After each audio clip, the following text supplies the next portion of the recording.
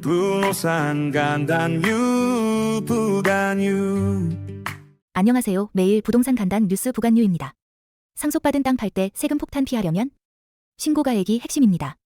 양도소득세는 취득가와 매매가의 차이에 따라 부과되는데 상속재산의 경우 원래 취득가를 알기 어려워 상속세 신고 당시 금액을 기준으로 삼습니다.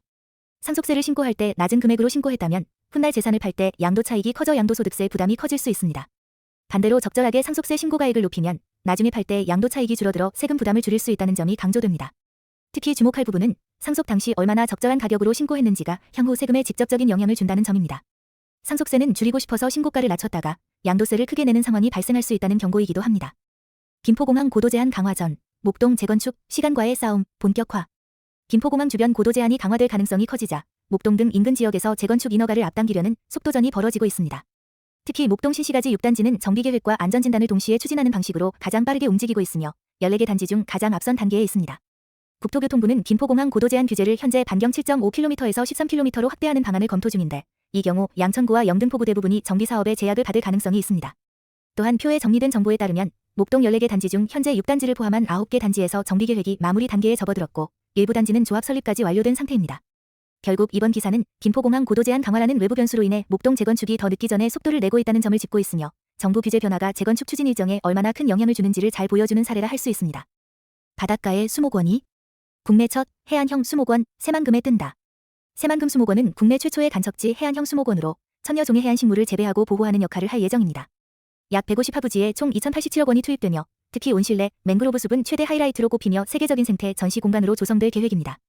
단순한 식물 전시를 넘어 기후변화 적응, 보전 기능, 생물 다양성 교육, 생태관광 등 다양한 기능이 융합된 복합 정원형 테마파크로 조성될 예정입니다. 특히 주목할 부분은 2027년 개장을 목표로 기획되고 있으며 이곳은 기후변화로 사라지는 해안식물을 보존하는 국내 거점 역할을 하게 됩니다. 또한 수목원 곳곳에 설치되는 테마가든과 아코르, ACOI, 존을 통해 젊은 층과 관광객들의 관심을 끌고 단순한 정원이 아닌 과학적 연구와 재생의 장으로서의 가치도 함께 추구하고 있다는 점이 인상 깊습니다. 공사 비만 10조. LH, 건설, 주택시장 살리기, 통 큰 투자, 나선다. LH는 하반기에 11.4조 원 규모의 신규 공사 및 용역을 발주할 계획이며 이 중 공사만 10.4조 원으로 전체의 91%를 차지합니다. 이는 애초 계획보다 5천억 원이나 늘어난 역대 최대 규모로 주택 공급 확대와 건설 경기 회복을 동시에 노린 행보입니다. 발주 주요 대상지는 고양 창릉, 수서, 성남, 인천 검단 등 대규모 공공주택지구이며 LH 전체 발주의 약 70%가 하반기에 집중된다는 점이 눈에 띕니다. 또한 LH는 전체 연간 발주 계획 18.2조 원 중 8.3조 원을 9월까지 집행 완료할 계획이며 특히 하반기에는 공공주택 사업이 본격화되면서 지역 건설사들의 참여 기회가 확대될 전망입니다. 이러한 흐름은 최근 침체된 건설 시장에 숨통을 틔우는 긍정적 신호로 건설업계와 주택시장 모두의 활력을 불어넣을 계기가 될 수 있습니다. 서울 집값은 부담. 규제 피해 하남으로 몰린 수요자들. 6.27 대출 규제 대책 이후 서울 아파트 매수가 더 어려워지자 서울과 가까운 하남 지역에 수요가 몰리면서 아파트값과 전셋값이 동반 상승하고 있습니다. 하남 아파트값은 8월 둘째 주에 0.14% 상승, 규제 전보다 반등한 모습입니다.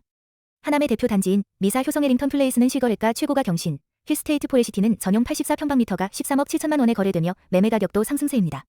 전셋값 역시 덩달아 오르고 있으며 전용 84평방미터 기준 평균 전세금은 5억 2,500만 원 이상을 형성하고 있습니다. 또한 송파 하남선 광역철도 사업이 2027년 착공 목표로 본격화되면서 서울 접근성 개선에 대한 기대감도 지역 부동산 시장에 긍정적인 영향을 주고 있습니다. 이 노선은 서울 강남권과 하남을 잇는 핵심 노선으로 총 17.5km, 2031년 개통 목표입니다. 요약하자면 서울 부동산 규제가 강화되자 서울 대체 투자처로 하남이 급부상하고 있으며 여기에 교통 호재까지 겹치면서 하남 부동산 시장이 주목받고 있는 상황입니다. 17년 기다렸는데 또 멈춤. 부가현 3구역, 재개발 가로막은 변수는?